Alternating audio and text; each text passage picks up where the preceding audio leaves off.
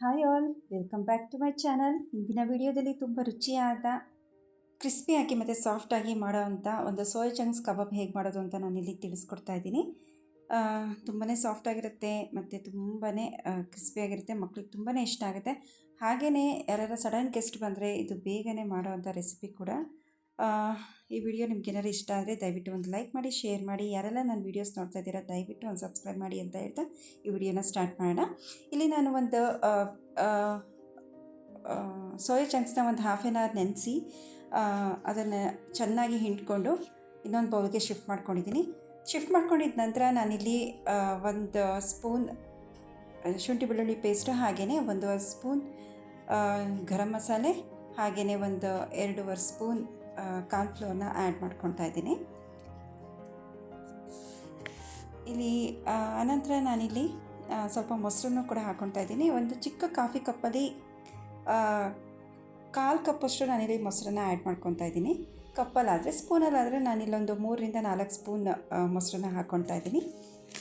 ಅನಂತರ ನಾನಿಲ್ಲಿ ಸ್ವಲ್ಪ ಅರಿಶಿನ ಪುಡಿನ ಬಳಸ್ತಾ ಇದ್ದೀನಿ. ಇಲ್ಲಿ ಚಿಟಿಕೆ ಹಾಕಿ ರೆಡ್ ಚಿಲ್ಲಿ ಪೌಡರ್, ಖಾರದ ಪುಡಿನ ನಾನಿಲ್ಲಿ ಹಾಕ್ಕೊತಾ ಇದ್ದೀನಿ. ಇಲ್ಲಿ ಸ್ವಲ್ಪ ನಾನು ಕಬಾಬ್ ಪೌಡರ್ನು ಕೂಡ ಟೇಸ್ಟಿಗೆ ಬಳಸ್ಕೊತಾ ಇದ್ದೀನಿ. ಇಷ್ಟ ಆದರೆ ಹಾಕ್ಕೊಬೋದು, ಇಲ್ಲಾಂದರೆ ಸ್ಕಿಪ್ ಮಾಡ್ಬೋದು. ಆನಂತರ ನಾನಿಲ್ಲಿ ಟೇಸ್ಟಿಗೆ ಉಪ್ಪು ಹಾಕ್ಕೊತಾ ಇದ್ದೀನಿ. ಇದನ್ನು ನೀಟಾಗಿ ಮಿಕ್ಸ್ ಮಾಡಬೇಕು, ಹೊಂದ್ಕೊಳ್ಳೋ ಹಾಗೆ, ಒಂದಕ್ಕೊಂದು ಹೊಂದ್ಕೊಳ್ಳೋ ಹಾಗೆ ಚೆನ್ನಾಗಿ ಮಿಕ್ಸ್ ಮಾಡ್ಕೋಬೇಕು.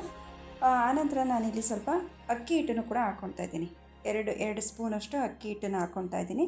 ಅಕ್ಕಿ ಹಿಟ್ಟು ಹಾಕ್ಕೊಳ್ಳೋದ್ರಿಂದ ಬೈಂಡಿಂಗ್ ಚೆನ್ನಾಗಾಗುತ್ತೆ, ಮೇಲ್ಗಡೆ ಕ್ರಿಸ್ಪಿಯಾಗಿ ಬರುತ್ತೆ. ಇದು ಹಾಕ್ಕೊಂಡು ಇದೆಲ್ಲ ಸೇರಿಸ್ಕೊಂಡ ನಂತರ ಟೈಮ್ ಇದ್ದರೆ ಒಂದು 10ರಿಂದ 15 ನಿಮಿಷ ನೆನೆಯೋಕ್ಕೆ ಬಿಡಿ, ಇಲ್ಲಾಂದರೆ ಒಂದು 5 ನಿಮಿಷನಾದ್ರು ನೆನೆಯೋಕ್ಕೆ ಬಿಡಿ. ಮಸಾಲೆ ಎಲ್ಲ ಚೆನ್ನಾಗಿ ಹೀರ್ಕೊಳ್ಳುತ್ತೆ. ಆನಂತರ ಇಲ್ಲಿ ಗ್ರೀನ್ ಚಟ್ನಿ ಮಾಡ್ಕೊಳ್ಳೋಕ್ಕೆ ಇಲ್ಲಿ ಸ್ವಲ್ಪ ನಾನು ಒಂದು ಮುಷ್ಟಿಯಷ್ಟು ಕೊತ್ತಂಬರಿ ಸೊಪ್ಪು, ಹಾಗೆಯೇ ಸ್ವಲ್ಪ ಪುದೀನ ಸೊಪ್ಪು, ಒಂದು ಸ್ವಲ್ಪ ಶುಂಠಿ, 1-2 ಗೆಡ್ಡೆ ನಾಟಿ ಬೆಳ್ಳುಳ್ಳಿ, ಹಾಗೆಯೇ ಖಾರಕ್ಕೆ ಹಸಿರು ಮೆಣಸಿಕಾಯಿ, ಸ್ವಲ್ಪ ನಿಂಬೆ ರಸ, ಉಪ್ಪನ್ನು ಹಾಕಿ ಫೈನ್ ಪೇಸ್ಟ್ ಮಾಡ್ಕೊಂಡಿದ್ದೀನಿ. ಇಲ್ಲಿ ಎಣ್ಣೆನ ಕಾಯಲಿಕ್ಕೆ ಇಟ್ಕೊಂಡಿದ್ದೆ. ಎಣ್ಣೆ ಕಾದ ನಂತರ ನಾನಿಲ್ಲಿ ಸೋಯಾ ಚಂಕ್ಸಿಂದು ಕಬಾಬ್ಗೆ ರೆಡಿ ಮಾಡ್ಕೊಂಡಿರೋದನ್ನ ಒಂದೊಂದಾಗಿ ಬಿಡ್ತಾ ಇದ್ದೀನಿ ಎಣ್ಣೆ ಒಳಗಡೆ. ಇದು ಸಣ್ಣ ಉರಿಯಲ್ಲೇ ಮೀಡಿಯಮ್ ಫ್ಲೇಮಲ್ಲೇ ನೀವು ಇದನ್ನು ಫ್ರೈ ಮಾಡಬೇಕಾಗುತ್ತೆ. ಸೇಮ್ ಹೇಗೆ ನಾವು ಚಿಕನ್ ಕಬಾಬ್ನ ಮೀಡಿಯಮ್ ಫ್ಲೇಮಲ್ಲೇ ಫ್ರೈ ಮಾಡ್ತೀವಿ ಹಾಗೆಯೇ ಮಾಡಬೇಕು. ಇದನ್ನು ಕೂಡ ಹೈ ಫ್ಲೇಮ್ ಕೊಡಬೇಡಿ ಇದಕ್ಕೆ, ಇಲ್ಲಾಂದರೆ ಸೀದೋಗ್ಬಿಡುತ್ತೆ.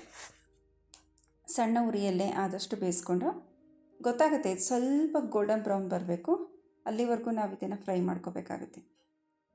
ನೋಡಿ, ಇದು ಆಗಿದೆ.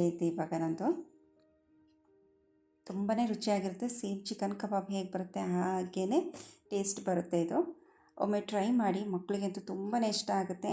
ಈ ಮಳೆಗಾಲದಲ್ಲಿ ಸಂಜೆ ಸ್ನ್ಯಾಕ್ಸಿಗೆ ಹೇಳಿ ಮಾಡಿಸಿದ್ದು ಅಂತಲೇ ಹೇಳ್ಬೋದು. ಒಮ್ಮೆ ಟ್ರೈ ಮಾಡಿ, ಹೇಗಿತ್ತು ಅಂತ ನನಗೆ ಕಮೆಂಟ್ ಮುಖಾಂತರ ಹೇಳಿ. Thanks for watching.